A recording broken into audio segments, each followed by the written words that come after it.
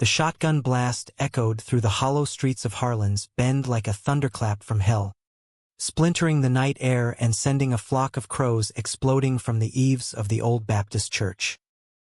David froze mid-step on the gravel path, his heart slamming against his ribs as the acrid smell of gunpowder bit into his nostrils. But it wasn't aimed at him, not yet. "You filthy sinner," spat Reverend Harlan from the church steps, his voice a venomous rasp that cut deeper than any bullet. "We wash our hands of you, boy. Get out before the Lord strikes you down where you stand." David's boots crunched against the frost-kissed earth as he stumbled backward, the weight of Richard's betrayal burning hotter than the shame flooding his veins. His lover, his secret anchor in this godforsaken mining town, had whispered the truth to the wrong ear in a moment of drunken regret. Now, under the judgmental glare of lanterns flickering like accusatory eyes, the entire community of Harlan's Bend closed ranks, their murmurs rising like a funeral dirge. "Abomination! Curse on our town!" He clutched the frayed collar of his denim jacket, tasting blood where he'd bitten his lip, and turned toward the endless ribbon of highway snaking out into the Wyoming darkness, knowing one irrefutable fact: he'd never forgive them, least of all Richard, for shattering the fragile world they'd built in stolen glances and midnight promises. But as the taillights of his battered Ford pickup faded into the rearview, swallowed by the sagebrush flats, David vowed silently to the stars wheeling overhead that he'd rise from this exile like a phoenix forged in the fires of their hypocrisy.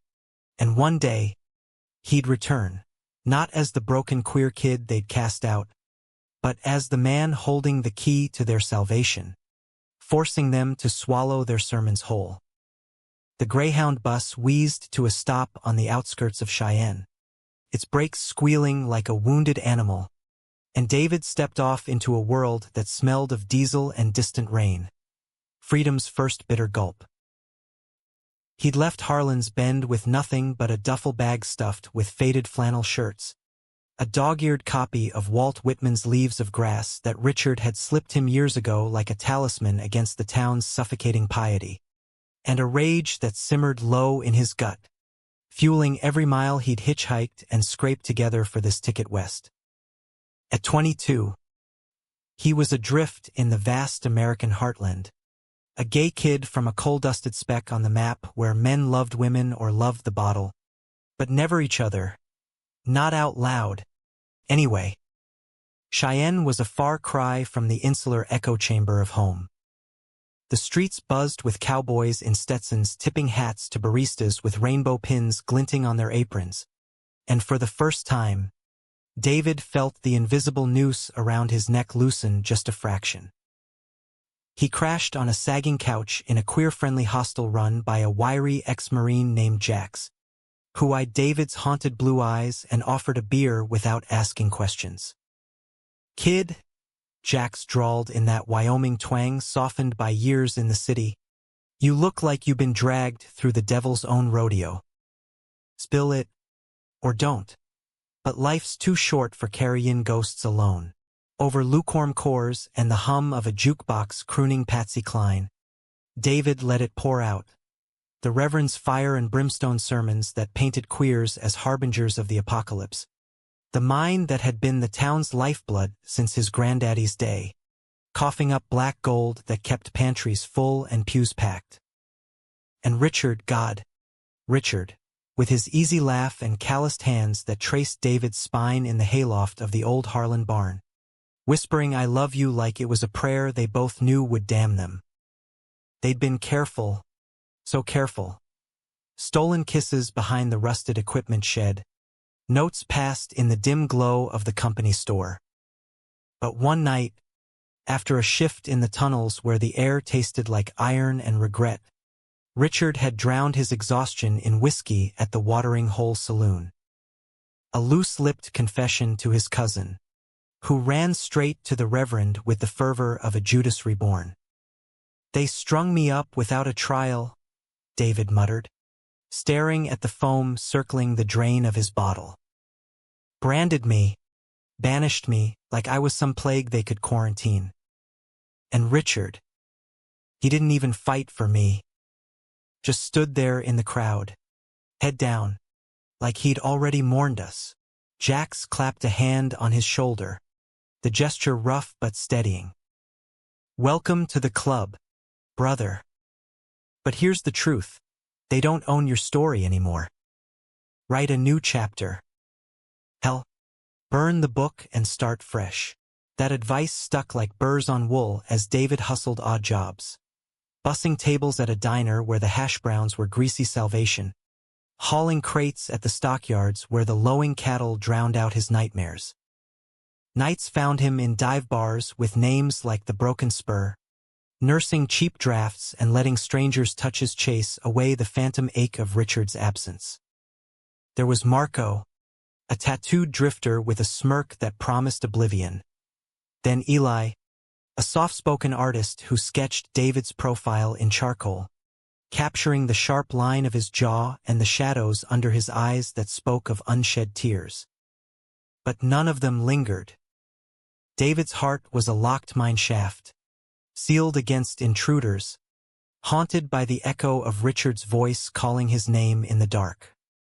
By spring, he'd scraped enough together for community college courses in geology. Ironic, he thought, studying the Earth's secrets when his own had nearly buried him alive. The campus was a revelation. Professors with wild beards and wilder theories. Classmates who debated queer theory over vending machine coffee without flinching. In Dr.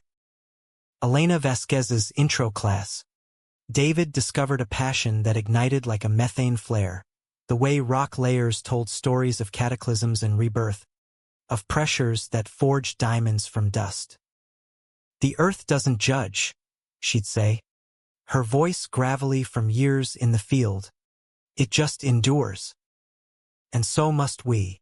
He threw himself into it, acing labs on mineral composition and seismic mapping, his mind mapping escape routes from Harlan's Bend onto fault lines and veins. Summers, he interned with a survey team in the Rockies, rappelling into canyons that swallowed sunlight whole, feeling for the first time like he belonged to something bigger than shame. The work was grueling, blistered hands, sunburned necks, nights in pup tents under starfields that mocked his smallness, but it healed him in fissures, filling the cracks with purpose. Word from home trickled in like polluted runoff. Jax had connections, old-timers who swapped gossip over CB radios. The Harlan mine was faltering, veins thinning, safety violations piling up like unpaid bills. Reverend Harlan preached prosperity gospels that rang hollow as the town's coffers emptied, families packing U-Hauls for Casper or Denver. And Richard, still there, foreman now, his broad shoulders carrying the weight of the community he'd helped fracture.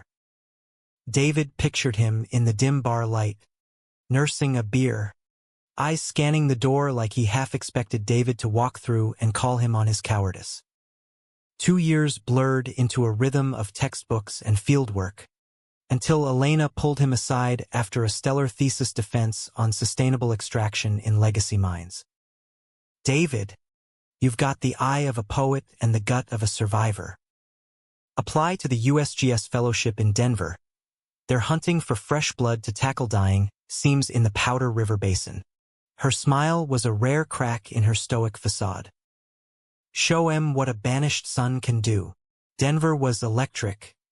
A sprawl of glass towers and craft breweries where rainbow flags fluttered unapologetically from high rises. David rented a shoebox apartment overlooking the Platte River, its waters churning with the city's pulse. The fellowship thrust him into a whirlwind. Data modeling on supercomputers, helicopter flyovers of scarred Earth, collaborations with engineers who saw him not as a scandal but a sharp mind. He came out to his team over takeout Thai one night. Yeah, I'm gay. Dealt with it, and the room erupted in cheers and bad puns, sealing his place among them. But success was a double-edged pickaxe. Late nights, when the city hummed beyond his window, doubt crept in like radon gas. Had he really escaped, or just traded one cage for another? He dated a barista named Theo with laugh lines that crinkled like creek beds. But it fizzled, Theo calling him distant as a damn horizon. David blamed the ghosts, but deep down, he knew. Richard's face still haunted his dreams, a mix of tenderness and treachery that twisted like a fault line. Then, the call came from Jax, voice tight over the crackle of a bad connection. "Town's on its knees, kid. Cave-in last month, 3 dead, including the Reverend's boy. Minds shuddered, folks starvin'. They're prayin' for a miracle, but all they've got is regret." David's pulse thrummed, a seismic shift in his chest. Harlan's Bend, the place that had spat him out, now teetered on collapse. He thought of the surveys he'd pored over, the anomalies in the basin's geology that whispered of untapped reserves, lithium deposits, clean energy gold in a world starving for it. His fellowship project, a map to revival, if only the town had the will to dig. For weeks, he wrestled with it, pacing his apartment like a caged wolf. Return, and risk the old wounds ripping open? Stay, and let bitterness calcify into stone? Elena noticed his distraction during a briefing. "What's eating you, Harlan?" She'd taken to calling him that, a nod to his roots without the poison. He laid it bare. The banishment, the love lost, the irony of holding their lifeline. She leaned back, steepling her fingers. "Redemption isn't for them, David. It's for you. Go back. Make them see the man you became, not the boy they broke." The decision settled like sediment, heavy but inevitable. He packed the satchel with his survey maps, seismic data printouts, and a prototype extractor schematic, the one thing that could breathe life back into the veins of Harlan's Bend. As his truck rumbled east toward the highway that had once carried him away, the sun dipped low, painting the dashboard in blood-orange light. Richard's face flickered in his mind, unbidden, those hazel eyes, that crooked smile. Would he beg forgiveness, or had time carved him into just another stranger? The miles unspooled like thread from a spool, pulling him inexorably home.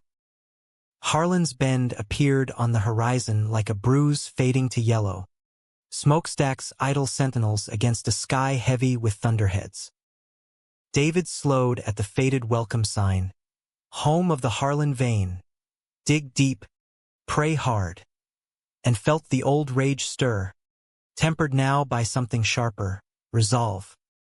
He parked outside the church, the same steps where the Reverend had damned him, and stepped out into the cooling air. The satchel hung heavy at his side, its contents a Pandora's box of hope and reckoning. Folks emerged from porches like moths to flame, whispers rippling, "Is that? Can't be." And there, in the doorway of the old Harlan place, now a makeshift town hall, stood Richard, taller somehow, lines etched around his eyes like cracks in shale, staring as if David were an apparition risen from the pit. "David," he breathed, voice cracking like dry earth. "You came back." David met his gaze, the air between them charged as a storm front. "Not for you," he said, low and steady. "For them. But don't think this erases what you did." The crowd murmured, a tide of curiosity and shame. An elder councilman, Harlan's brother, shuffled forward, hat in hand. "Son, we heard rumors about the mine. That true?" David unslung the satchel, laying the maps on the hood of his truck like an offering or a gauntlet. "True enough.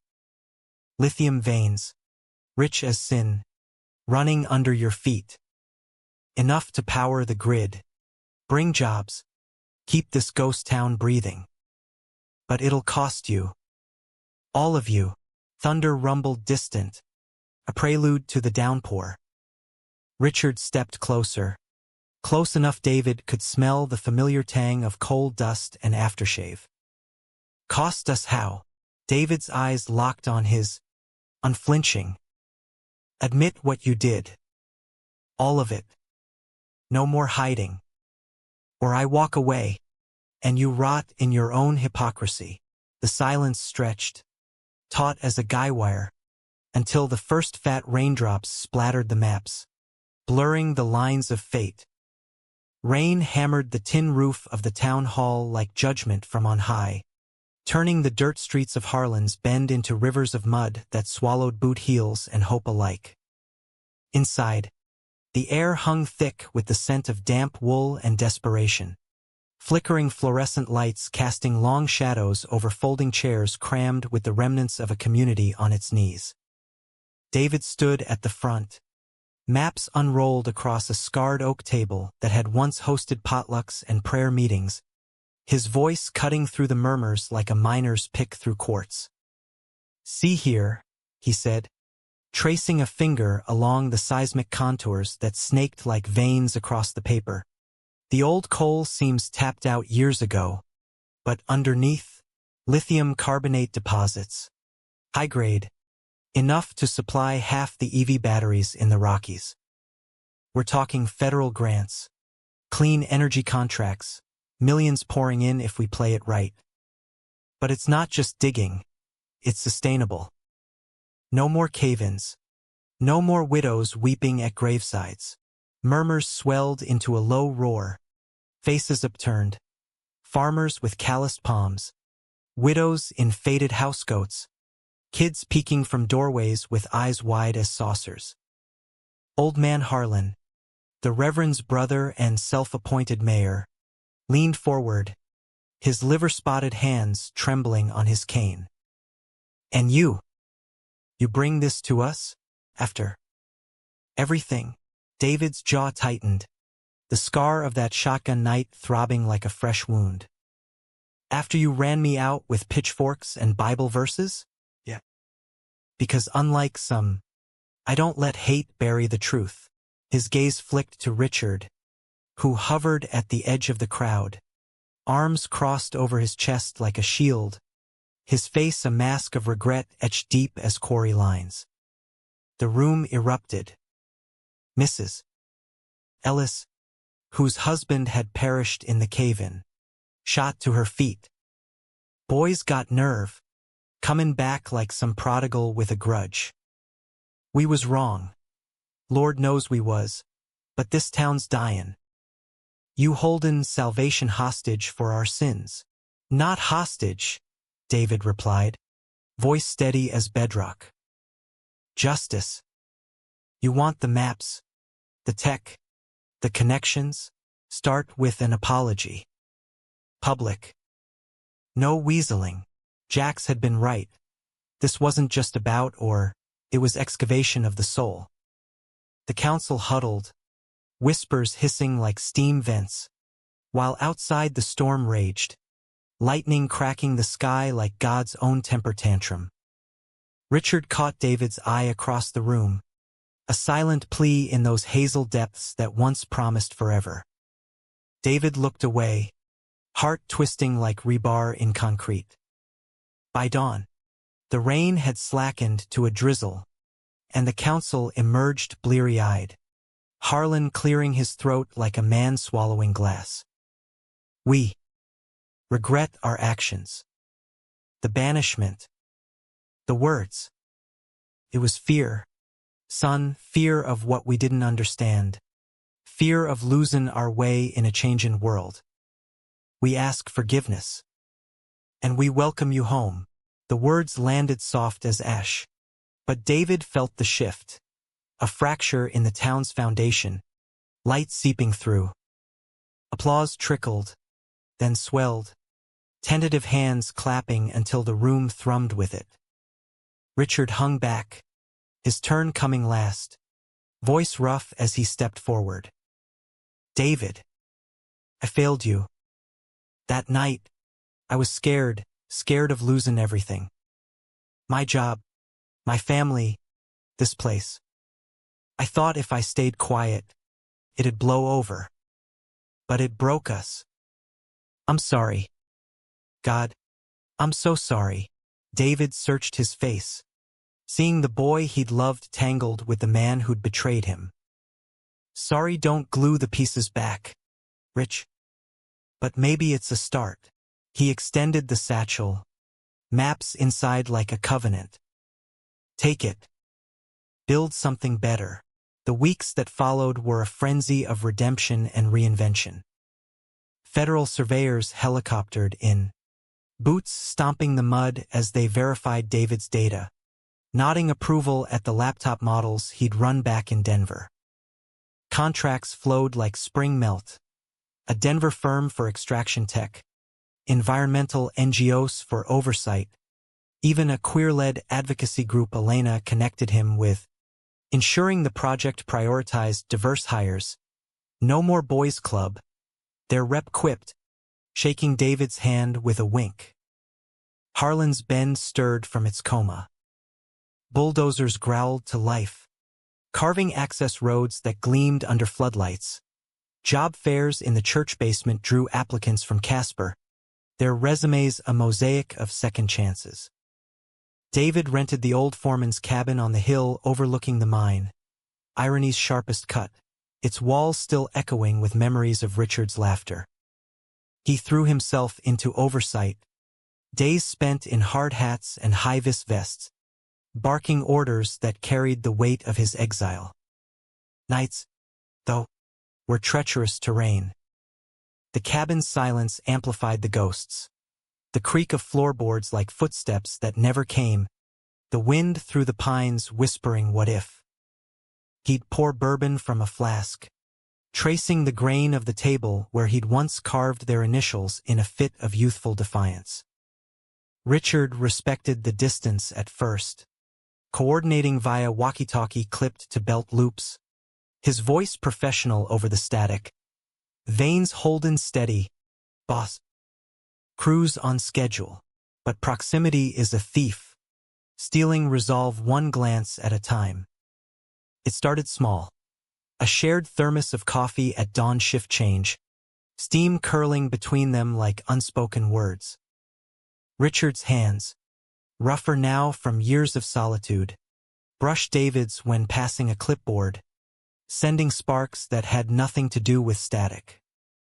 You look good out here, Richard murmured once, eyes lingering on the way David's shirt clung to sweat-damp skin.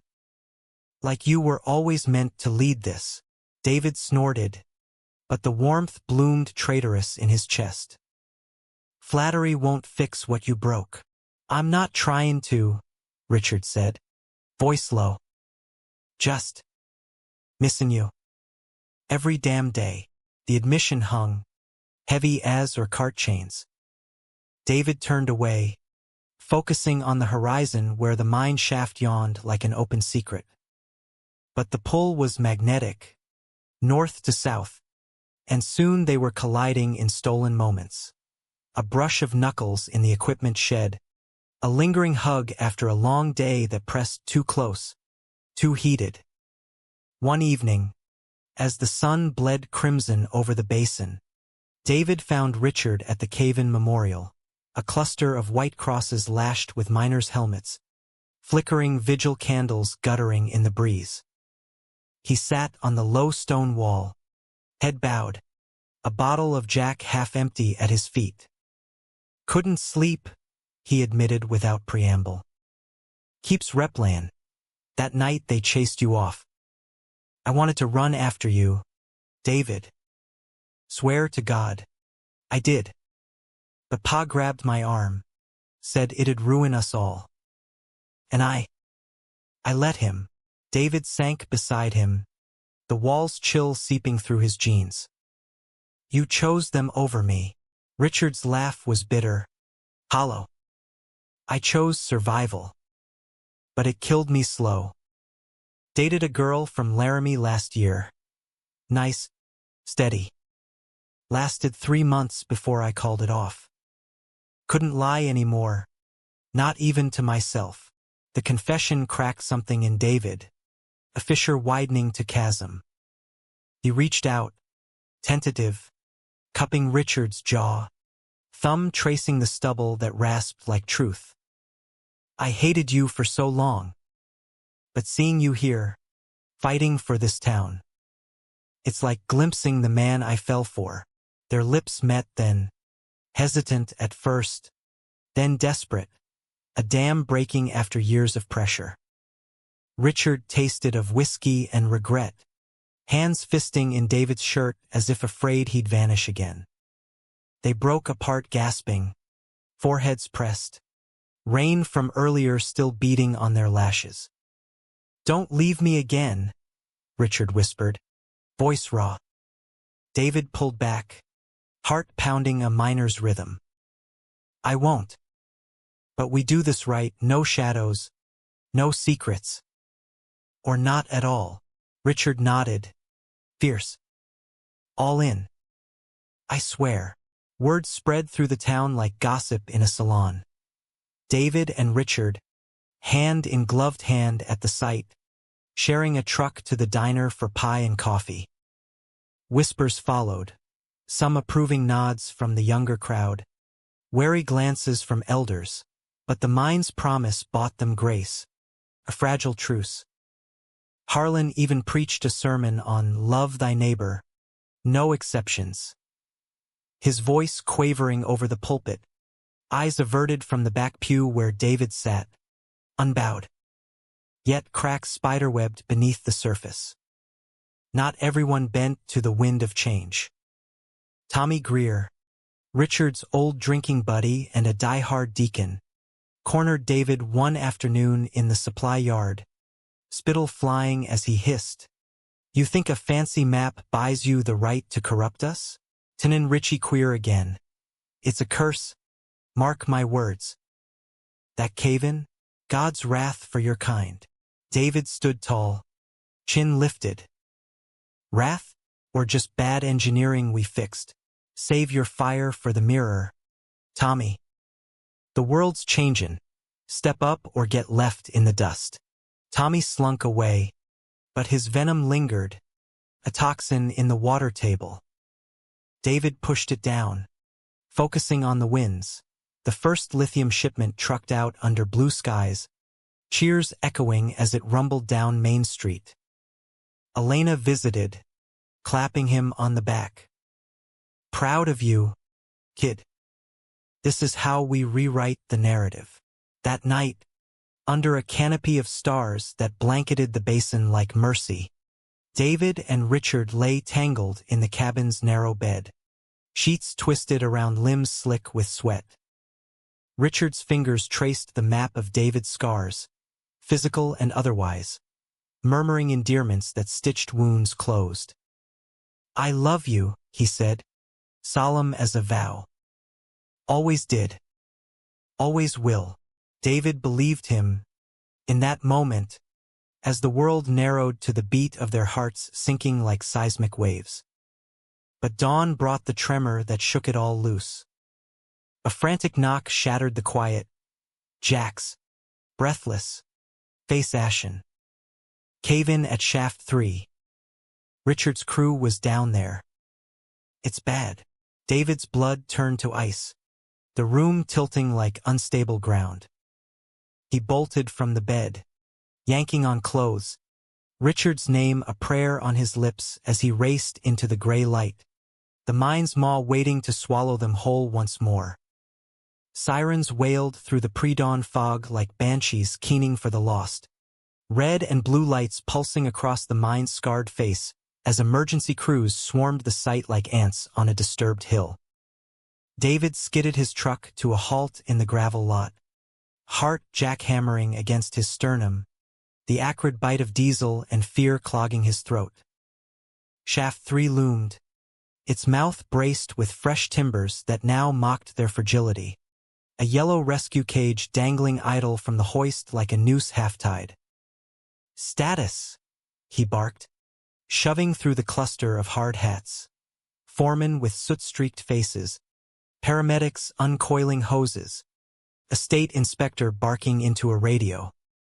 Tommy Greer met his gaze, eyes hollowed by something darker than exhaustion, lips curled in a sneer that didn't reach regret. "Collapse hit at 0400, Tommy said, voice flat as pancaked ore. "Vein buckled, old fault line we missed. 8 down there." Richards lead in the triage, trying to shore it up from inside. David's stomach plummeted, a free fall into abyss. Richard, down in the dark, where air thinned to whispers and walls whispered collapse. Memories flashed, stolen hours in similar tunnels, Richard's body a beacon in the headlamp glow, their love a defiant spark against the void. Now, that same void threatened to claim him. He grabbed a hard hat from the rack, clipping a radio to his belt. "I'm going in," the inspector, a burly woman named Reyes with a no-nonsense braid, blocked him. "Negative. Unstable. We wait for the probe team." "Like hell," David snapped, voice cracking like schist. That's Richard. "I know that shaft better than your charts." "Move." Reyes eyed him, calculating, then nodded curt. "Suit up. But if it shifts, you pull out." No heroes today. The descent was a gut-wrenching eternity, the cage rattling like bones in a tin, dust sifting through the mesh as they plunged into the Earth's throat. David's headlamp pierced the gloom, illuminating fractured timbers and rubble choked with debris, shards of slate, twisted rebar, the metallic tang of blood underscoring the damp rot.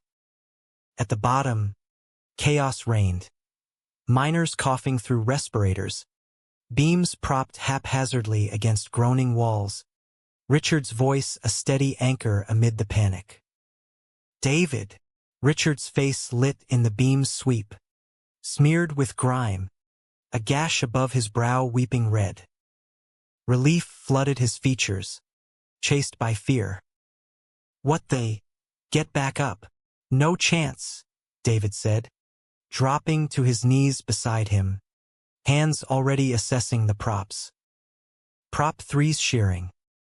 We need to brace the crown or it'll pancake us." Together they worked, frenzy forged to focus, hauling jacks, wedging steel plates, sweat-stinging eyes as the rock grumbled overhead like a beast rousing. The crew followed their lead, a rhythm born of necessity. "Torque it tighter. Watch the pin." Richard's hand found David's in a brief squeeze, unspoken "I love you" passing like a lifeline. But betrayal lurked in the shadows. As they shored the final beam, Tommy's voice crackled over the radio from topside. "All clear? Wait, sensors showing microshocks." "Could be aftershock." David froze, prickle crawling his spine. Microshocks? The surveys had flagged no seismic activity. He'd double-checked the data himself, Elena's algorithms confirming stability. Unless... "Tommy," he radioed, suspicion coiling like smoke. "What the hell did you do?" Silence, then static-laced denial. But the doubt festered, and when the cage hauled them up, miraculously intact, crew battered but breathing, David stormed the command tent, Reyes at his heels. "Pull the logs," he demanded, slamming seismic printouts on the folding table. Shaft 3 was greenlit yesterday. No faults. Reyes scanned the data, brow furrowing. Tampered. Readings fudged. Look at the timestamps. Someone overrode the alerts. Tommy burst in then, wild-eyed, but his bluster crumbled under scrutiny. It was a mistake. Thought skip pin the full scan speed things. Town's desperate. Man! David's vision tunneled. Rage volcanic. A mistake? 8 lives hung on those numbers. You cut corners to spite me. To prove your bigotry right. Tommy's face twisted. Venom spilling. Damn straight. You waltz in. Play savior with your queer maps. Tanin Richie soft again.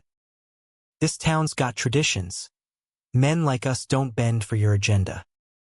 That collapse? Karma. Plain and simple. The tent went deathly still. Reyes's hand on her radio. Richard, bandaged and leaning on a crate, stepped forward, voice thunder low. You son of a bitch. Those were my men. Our future. And for what? Hate. Tommy spat on the dirt floor. You'll burn for it. All of ya. Security hauled him away in cuffs. State charges pending. Endangerment. Falsification. But the damage rippled outward. An aftershock through the community. News trucks rolled in by noon. Headlines blaring, mine miracle turns to mayhem. Scandal in Wyoming's lithium boom. Protesters gathered at the gates. Hardliners waving faded flags, chanting keep Harlan straight. While supporters, galvanized by the near tragedy, countered with signs, love digs deeper. David retreated to the cabin, the weight of it all crushing like unbraced rock. Richard followed, silent until the door clicked shut, then pulling him into an embrace that smelled of antiseptic and earth. You saved us down there. Again. David sagged against him, exhaustion bleeding into sobs he hadn't allowed since the banishment. What if I can't fix this? The town. They'll turn on us, blame the gay curse or some bullshit. Richard cupped his face, thumbs wiping tears that tasted of salt and sorrow. Then we fight. Together. No more runnin'. That night, they made love with a ferocity born of survival, bodies mapping each other like uncharted veins, gasps echoing off log walls, Richard's whispers a litany of devotion that chased shadows away. Dawn found them entwined, sunlight slanting through curtains like grace unearned. But the storm wasn't spent. Harlan called a town hall that evening, the church packed to rafters with anxious souls. Standing at the podium, cane thumping like a gavel, he faced the crowd. We've sinned, brothers and sisters. Not just against David, but against the God who calls us to mercy. Tommy's actions? A mirror to our ugliness. But David's gift? A chance to atone. Murmurs rippled, but Harlan pressed on, voice gaining steel. I lost my boy in that first cave-in. Thought it was judgment. Now I see, it was a Callan. To change. David's one of us, always was. And Richard. Their love is blessed. If we got eyes to see. Gasps. Then applause, tentative. Building to a wave that drowned dissent. David, in the front row, felt tears prick. Richard's hand warm in his. It wasn't absolution overnight, but a foothold on higher ground. Rebuilding accelerated, reinforced shafts. Union reps ensuring fair play. Diversity training that drew eye rolls but stuck. David testified at Tommy's hearing. Voice unflinching. Hate doesn't just hurt the hated. It poisons the hater. The judge nodded, sentencing fair but firm. Privately, fractures mended. Richard proposed on a crisp fall evening. Atop the hill where the new vein glittered under floodlights. A simple band of titanium etched with coordinates. Their coordinates. The mine's rebirth. Marry me, he said, kneeling in the dirt they both loved. Build this life with me. David pulled him up, kissing him fierce. Yes. 1,000 times. Winter blanketed the basin in snow, the mine humming like a heart revived. But beneath the idol, Undercurrents stirred. A letter from Tommy's kin. Anonymous threats scrawled on truck windshields. Sinners beware. David brushed them off. But Richard's vigilance sharpened. His protectiveness a double-edged comfort. Spring thawed the ground, and with it came Elena's team for the ribbon cutting. A gleaming processing plant. Banners fluttering, Harlan renewed. Inclusive mining for a greener tomorrow. Speeches flowed, governors, activists. David closing with quiet fire. We were broken once. But from the depths, we rise. Together, cheers erupted, hands clapping his back. Richard's pride a beacon in the crowd. That night, in the cabin aglow with candles, they celebrated, champagne fizzing, bodies swaying to an old radio crooning Johnny Cash. To us, Richard toasted, clinking glasses. To home, David echoed, the word tasting sweet as vindication. But as they drifted to sleep, a distant rumble echoed. Not thunder, but something deeper, a whisper of unrest in the earth. Or perhaps in the hearts still clinging to old hates. The wedding was a quiet affair, pieced together like a mosaic from the town's fractured light. No grand cathedral, but the old Harlan barn, its rafters strung with Edison bulbs that glowed like fireflies against the twilight. Folding chairs scraped on hay-strewn floors for kin and friends who dared the whispers. A potluck spread of elk chili and cornbread heavy with butter. The air sweet with lilac from Mrs. Ellis's garden. David stood at the altar, a simple arch of reclaimed timber, in a crisp white shirt rolled to elbows. His blue eyes steady as he watched Richard stride down the aisle, broad-shouldered in a vest that hugged his frame, a single wildflower tucked in the lapel. Reverend Harlan, ordained anew by a progressive seminary. His fire tempered to embers, cleared his throat, Bible open but voice soft. Dearly beloved, we gather not under judgment, but joy. David and Richard, you've walked through valleys that would crush lesser souls. Today, you claim the mountaintop. Vows exchanged like pickaxes striking true. Richard's rough hands engulfing David's, promising to dig through whatever storms come. Side by side, David's voice, clear as a mountain stream. You've been my North Star, even in the dark. I choose you, every fault and fracture. The kiss sealed it, cheers erupting, Jax whooping from the back. Elena dabbing tears with a bandana, kids tossing wildflower petals that danced in the breeze. Harlan clasped their hands after, eyes misty. Boys, you've given us more than or.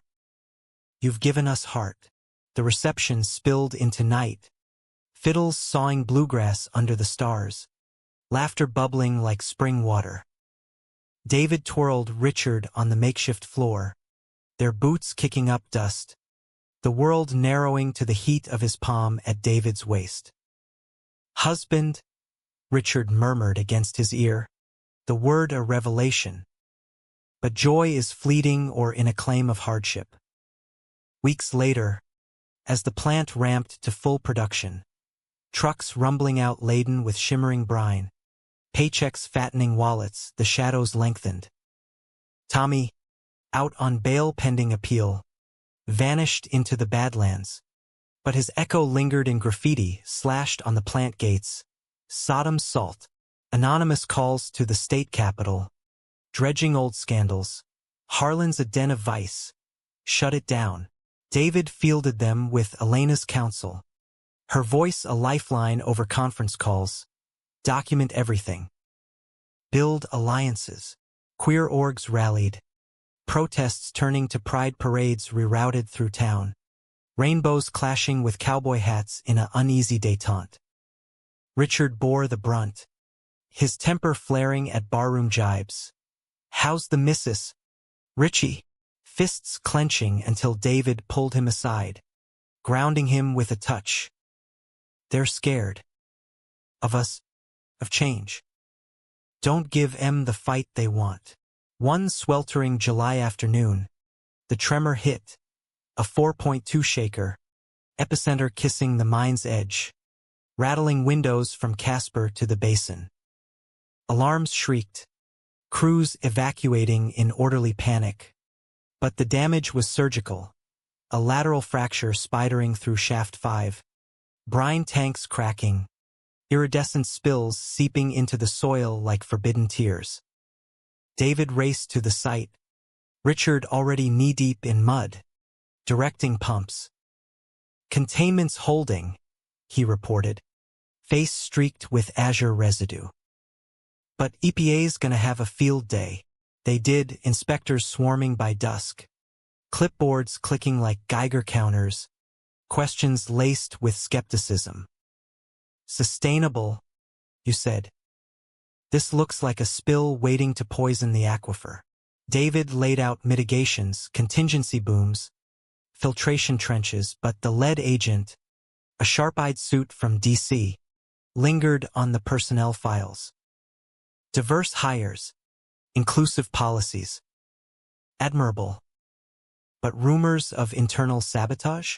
Makes a body wonder if the operation's stable. The implication hung, barbed, your love's the instability. David bit back retort, but it festered, a canker in the works. That night, over lukewarm takeout in the cabin, Richard paced like a caged cougar. They're gunning for us.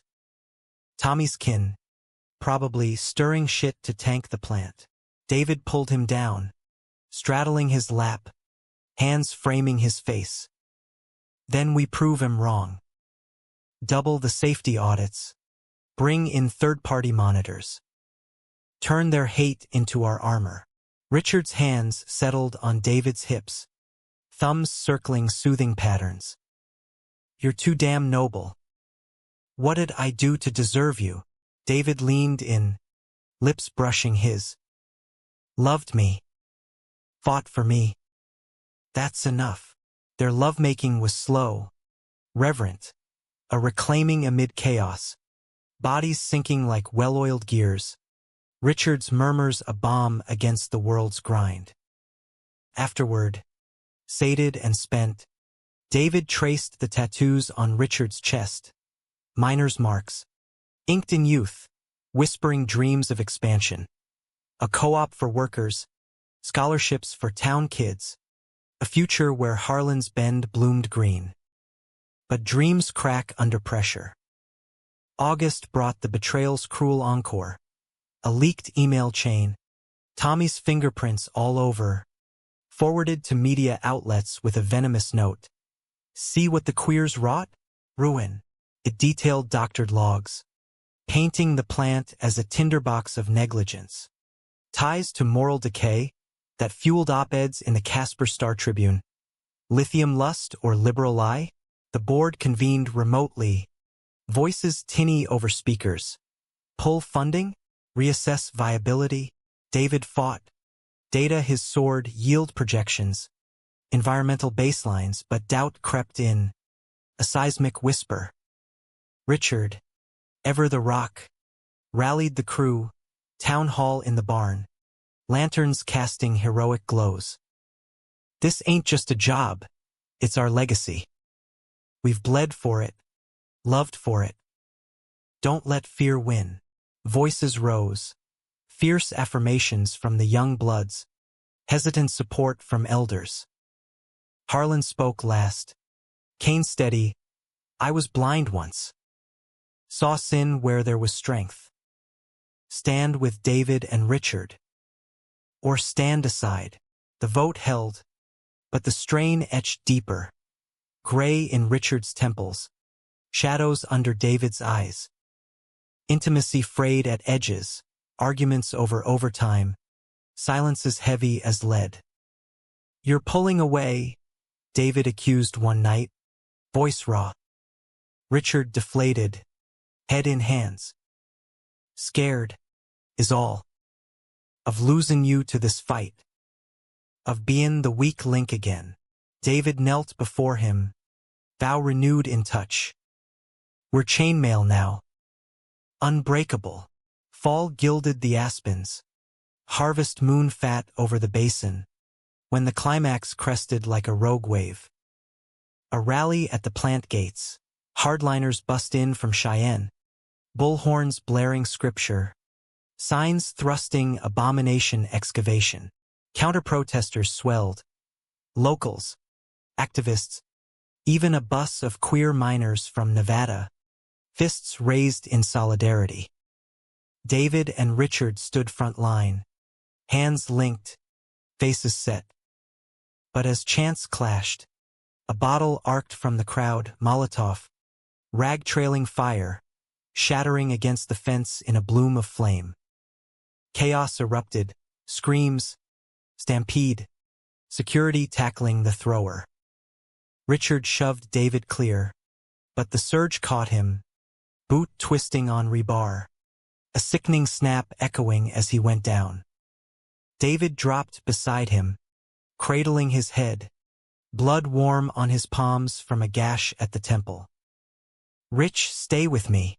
Sirens wailed anew, paramedics prying David away as Richard whispered, fading, "Love you. Always." The ER in Casper was a blur of beeps and bleach, David pacing linoleum worn thin by worry, Elena's hand on his shoulder a distant anchor. Fractured tibia, concussion. He'll pull through.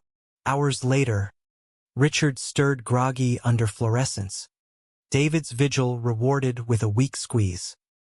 "Told you." Unbreakable. Tears fell unheeded. "Don't scare me like that again." But the attack galvanized. FBI probes into incitement, donors flooding in, headlines shifting. Harlan stands strong. Love over lies. Tommy, rearrested, faced conspiracy charges, his web unraveling.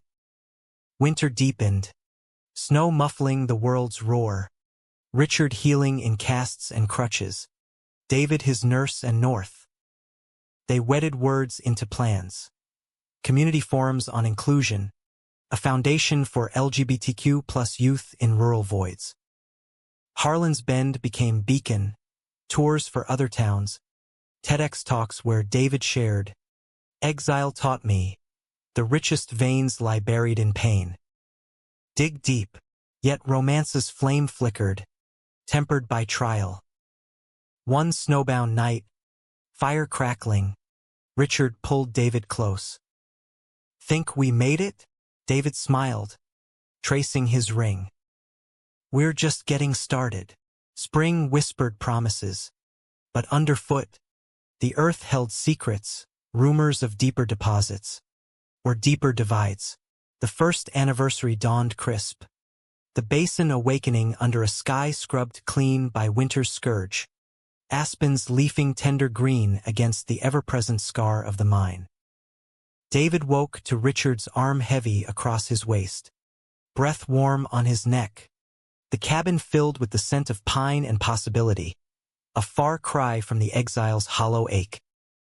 They lingered in bed, lazy traces of fingers mapping familiar terrain, laughter bubbling as Richard nuzzled his ear.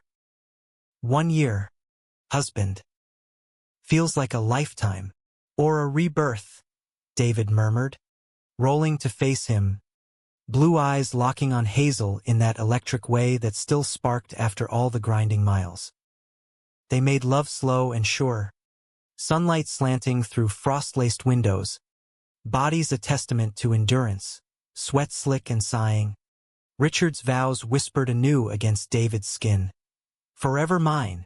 Breakfast was flapjacks stacked high, syrup sticky on chins, plans spilling over coffee steam, a trip to Yellowstone, hot springs to soak the kinks from souls worn by labor.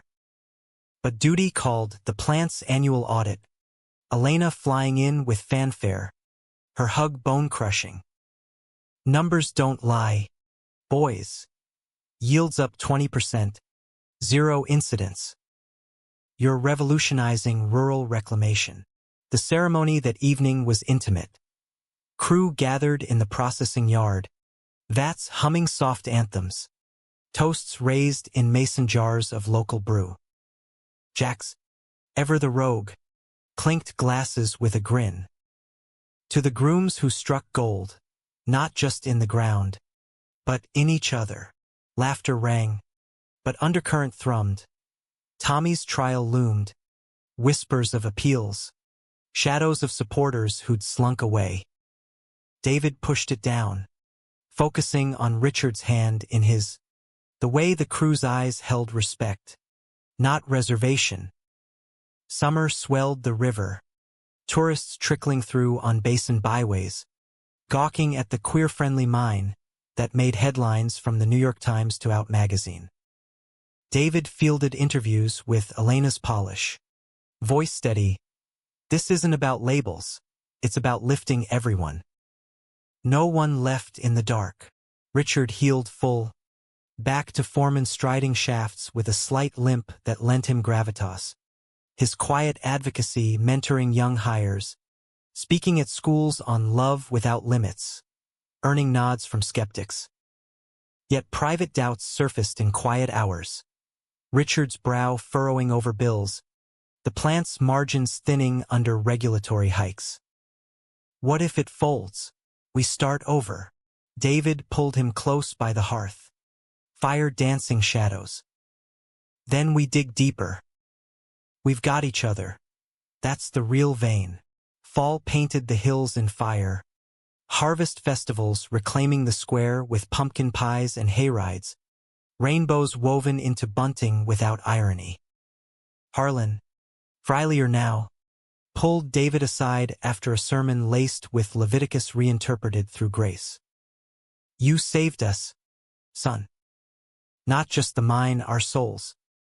My brother's ghost. He'd be proud, I think. David clasped his shoulder, throat tight. We're all ghosts till we choose light. The tremor came unannounced.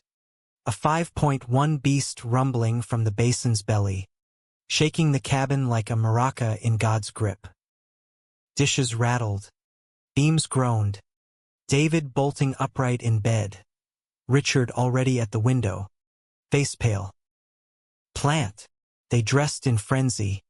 Trucks convoying through dust-choked roads. Radios crackling dire. Major breach, shaft 7 caved. Casualties unknown. The site was pandemonium. Dust plumes billowing like genies unleashed. Crews scrambling with jacks and lights. The ground still quivering aftershocks. David dove in, directing like a general. Richard at his flank, until a secondary drop echoed. A section swallowing 3 techs in a roar of rubble. No! Richard lunged, but David hauled him back. Arms iron bands. Wait! Probe first. Hours blurred into agony. Drills whining.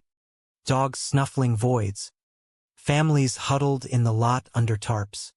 Sobs mingling with rain. Dawn broke gray. The probe yielding faint signals, alive. Trapped but breathing. Cheers fractured into dread as the hoist strained. Cage descending into the maw. David and Richard rode down together. Headlamps cutting gloom. Air thick as porridge. If we don't make it, Richard said. Voice steady.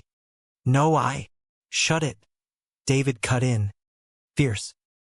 We will. They reached the pocket. Voices calling through the squeeze. Hold on. Help comin'. Hands linked across the debris. They wedged beams. Inching the men free scraped. Broken. But breathing. The ascent was prayer. Cage shuddering. Until daylight kissed their faces. Medics swarming. The toll. Fractures. Dehydration. But no graves. News hailed Harlan heroes. But David saw the cost. Richard's haunted eyes. The town's frayed edges. In the aftermath. Truth unearthed.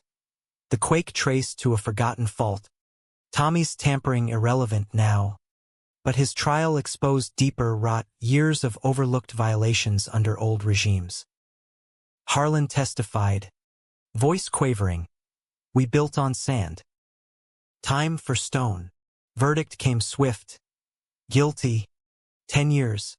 The courtroom in Casper, a crucible of catharsis. Tommy's glare met David's as cuffs clicked. Hate's defeat, not triumph. Winter wrapped gentle. Snow blanketing wounds. The plant retrofitted stronger, seismic sensors humming sentinels. David and Richard adopted the rhythm of survivors. Mornings in the loft. Coffee brewed slow. Evenings walks along the river. Hands swinging free. One starlit night. Atop the hill where lithium gleamed subsurface like buried stars, Richard knelt again, not proposal, but promise. "We've faced the pit. Now, let's fill it with life." A sonogram photo slipped from his pocket. No. Wait. Adoption papers. A boy's face beaming from the gloss. Orphan from Casper. 10 years old. As like David's. Spirit unbroken. David's breath hitched. Tears freezing on lashes. Our family. Spring bloomed defiant. The boy, named Elias, after Harlan's lost son, arriving with a duffel and dreams, fitting into their fold like a missing puzzle piece. Town embraced tentative. Playdates at the diner, baseball in the lot, whispers fading to welcomes. Years unspooled. The mine a artery pulsing green energy across the heartland. Harlan's Bend a haven. Queer center in the church basement. Scholarships blooming scholars. David lectured at colleges. Richard coached Little League. Elias growing tall with their love.